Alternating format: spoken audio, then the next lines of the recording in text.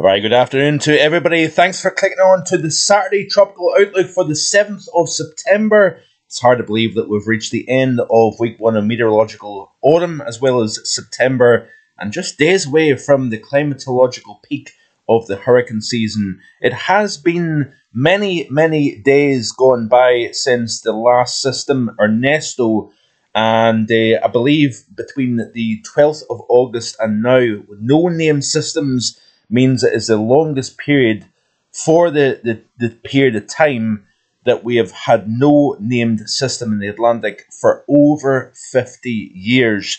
And obviously, many people are probably shouting out the fact that everything's been hyped up and there will be no mega season like expected. I must admit, we are not going to get to the names that was originally predicted, that's for sure.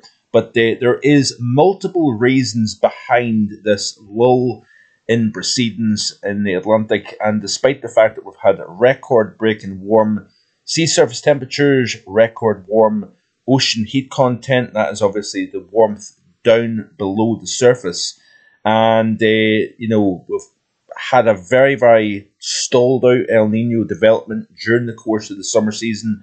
I think that has played a role in allowing the atmosphere to be more reflective of El Nino as opposed to La Nina. We've had more shear than normal. The ITCZ has been further north over Africa compared to normal. Multiple reasons, I think, for that as well. Sea surface temperature anomalies, much warmer than normal further north. Exceptionally warm Mediterranean. Remember, we've had a record warm Mediterranean as well. At one point, the average temperature throughout the basin was 28 Celsius. And I think even the record heat that we've had ongoing right the way through the summer over parts of Europe as well has essentially just lifted everything just that little bit further north compared to normal, where you've got the core of heat normally over the Mediterranean, over the far south of Europe. We've seen it further north this year, and I think that has played a significant role. But even if you look at the sea surface temperature anomalies, this exceptional warmth out with the tropics is then distorting the wind flow pattern both at the surface and in the mid and upper levels of the atmosphere over the Atlantic basin as well. You can see this was at the end of August. I'm getting ahead of myself. The end of August.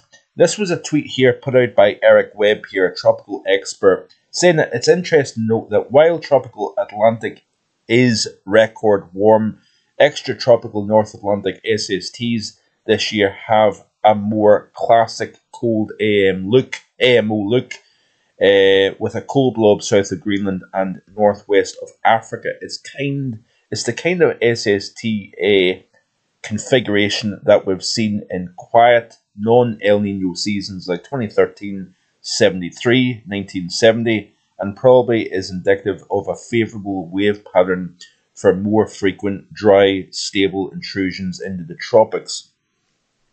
So that was the SST is back on the 30th of August. This is the surface SST's composite. This is compared to the 91 to 2020. This is July to September 2013, and I believe 95 to 2023.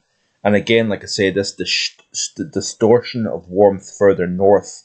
Now, another thing that's worth considering is the fact that we have got a very warm column through the atmosphere over this abnormally warm waters.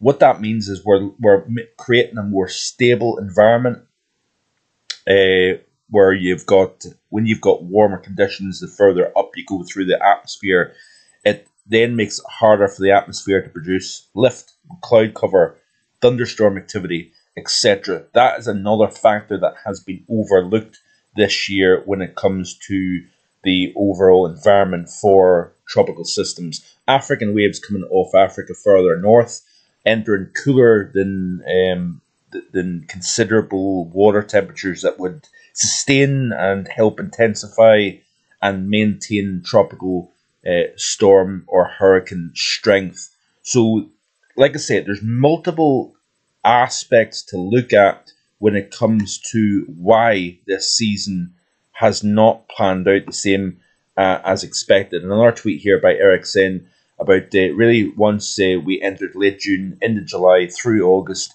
the NAO flipped positive, and that allowed more of a congregation of trophiness over Greenland, over the far North Atlantic, but created more stability within the atmosphere further south into the sub and the main tropics itself. And we actually had a record strong positive NAO during the month of August also. So another interesting factor to consider is the Pacific has been fairly busy this year compared to what you would expect in a developing La Nina. Like I've said before, the SOI had tanked during the month of July and particularly early August, and this has probably played a role in creating more instability within the atmosphere in some respects, wind shear, should I say, but we've also got that kind of capped environment within the tropical atmosphere as well. That's been suppressing. The Manjulian oscillation has certainly been playing a role here. We've had more rising over the Pacific, hence why we've seen Yagi, Shanshan, multiple other systems moving into parts of East Asia. And even, remember, around Hawaii, we had 4 named systems at one point in and around the East Pacific, the Central Pacific. And that has been more what you would typically see during an El Nino as opposed to a La Nina. But if you look at the MJO, it's been primarily over the Indian Ocean, extending into the maritime continent and the West and Central Pacific. This has been where the core of the activity has generally been. We've actually had almost more activity in the Indian Ocean as opposed to the Atlantic Basin. But if you look over to the Atlantic, look at the amount of sinking air. This is actually Wednesday, the 4th of September. We'll play through the loop here. And essentially that has just been anchored over the Atlantic. That's been creating this widespread subsidence in the atmosphere. Look at this here by the time we reach Friday the 6th, which is obviously just yesterday here. And we've got a tremendous amount of sinking going on, especially over the eastern portion of the Atlantic Basin here. So it really has been creating a real lid on the atmosphere. But notice here, as we start to move forward here, we've still got a lot of rising motion over the far west Pacific here. That is a bit of a phase 6 MJO here. But we're also starting to see rising motion increase over the East Pacific here, and then also up over the northwestern Gulf of Mexico here. That then brings me quite nicely on to showing you the risk factor with a feature that is currently over the Yucatan, 40% chance of development over the next 2 days.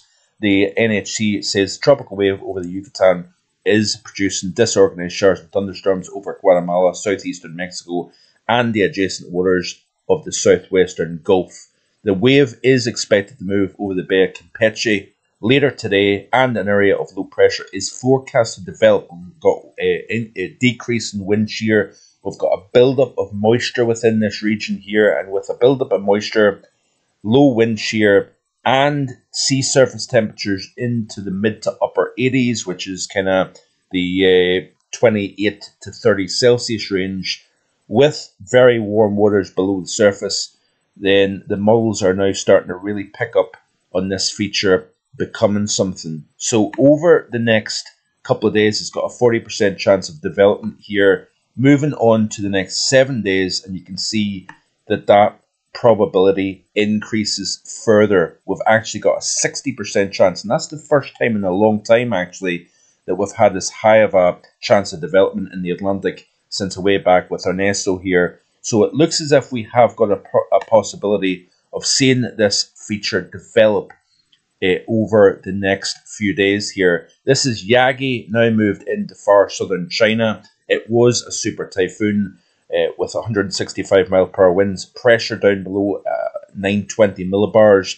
It had 30 Celsius waters deep below the surface, low wind shear. It crossed over the north of Henan province, that is the island just to the south of China, and it has created some incredible not only scenes but also destruction. I think it's been one of the strongest systems to move into this part of China. on record here. So we are going to continue to watch the MJO as it continues to spread its way closer to the Atlantic. It looks as if we get another pulse of subsidence again over the same areas. Look at this here. So all the way out to Tuesday the 17th of September here, we've got a lot of rising motion over the maritime continent, West Pacific, subsidence over the Gulf, over North America, over the Atlantic Basin. So we'll watch this space as we go forward. But certainly the GFS is continuing to spread subsidence. Then it looks as if towards the end of the month we may have something changing down the road. But it looks as if the MJO is continuing to see the rising versus the sinking in the same areas going forward here. So let's have a look and see what the Atlantic is looking like over the next several days here. Skip back. This is the GFS operation, the latest run of the GFS. And we've got this feature just to the east of the North American coast here. Keeping an eye closely on that. We've got the feature over the northwestern Gulf. Remember, we've got this stalled out boundary. Tremendous amount of rain over the last 7 days across parts of Texas, through Louisiana, Mississippi, Alabama, Georgia. Florida's had a soaking as well, but even up into the Carolinas as well. Over the last 7 days, we've seen over a foot of rainfall in some places, and that looks to be the case as we go through the course of this weekend. So it was a washout last weekend.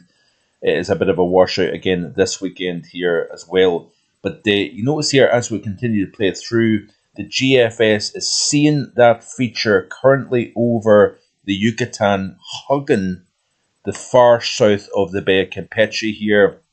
And the latest run indicates that it is essentially skirting the coast of Mexico here. But pressure is falling, if you notice here, down into the low 990s, into the mid 980s, and then it almost kind of just hugs that coastline of upper East Coast Mexico, Florida, Texas.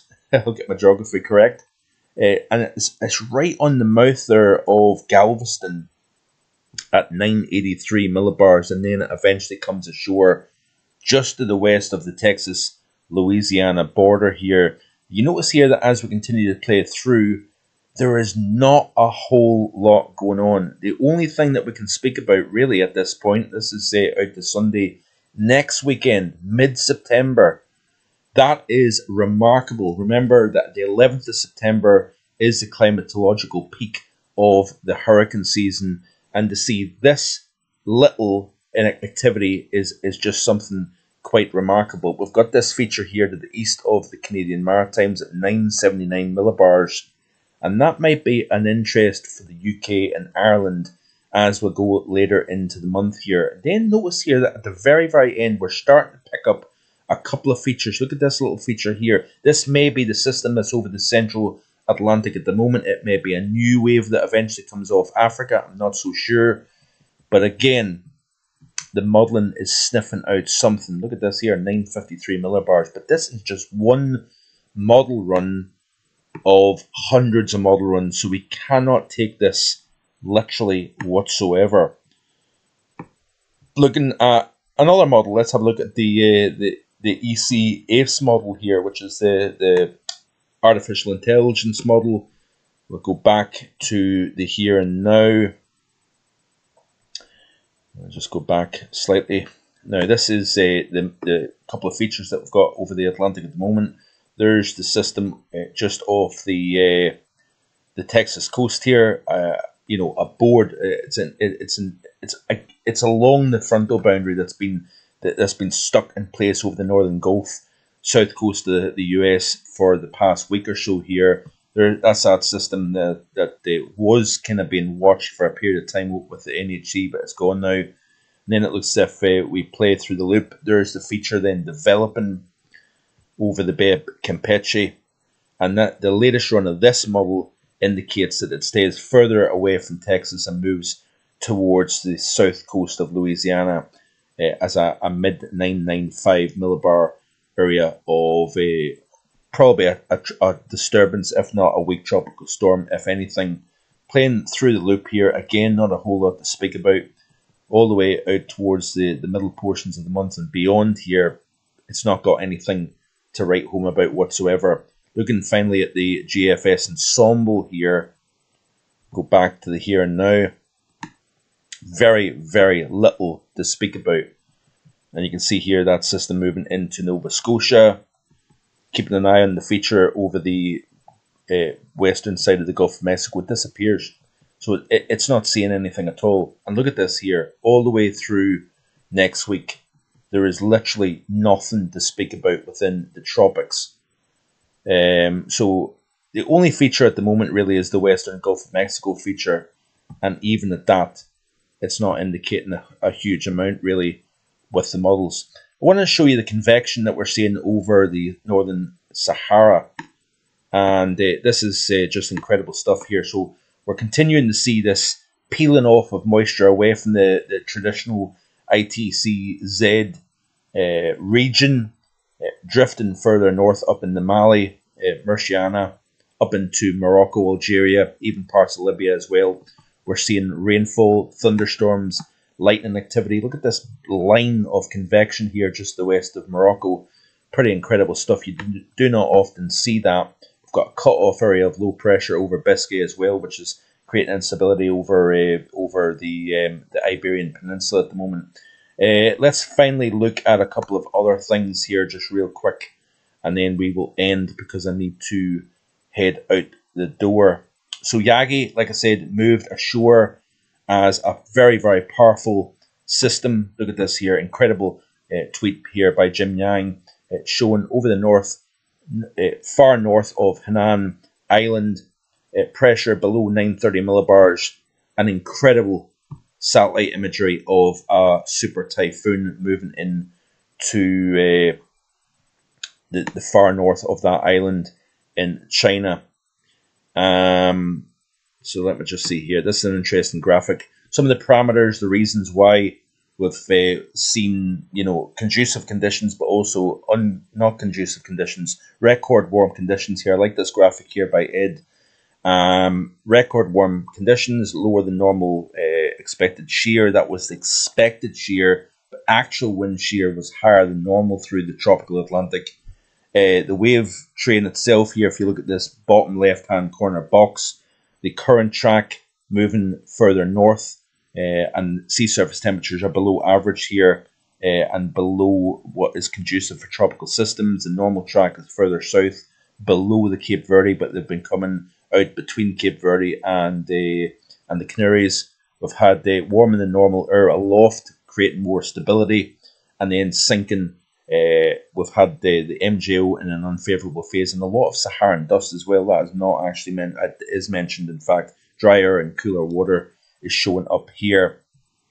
Looking at finally SSTs, let's have a look at the current temperatures. I want to show you this in particular here. So this is the Atlantic Basin, and we've got this very warm waters, 31 Celsius, which is around 88 degrees Fahrenheit. Sorry, getting confused. So you can see here plenty of warm conditions over this region with low shear. We'll wait and see if this system develops over the Bay of Campeche over the next several days here.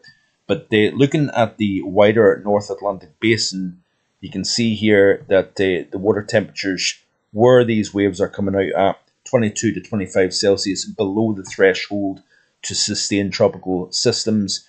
That is a lot of the reason why we've not seen waves doing much once they move out into the open Atlantic here. But subsidence and drier, as well as cool sea surface temperatures, all been playing a factor in this lull so far. We'll wait and see if we get anything over the next few days. Stay tuned, like, share and subscribe, and tomorrow live stream we're going to be talking about winter. Hope you can join me for that as well. Bye for now.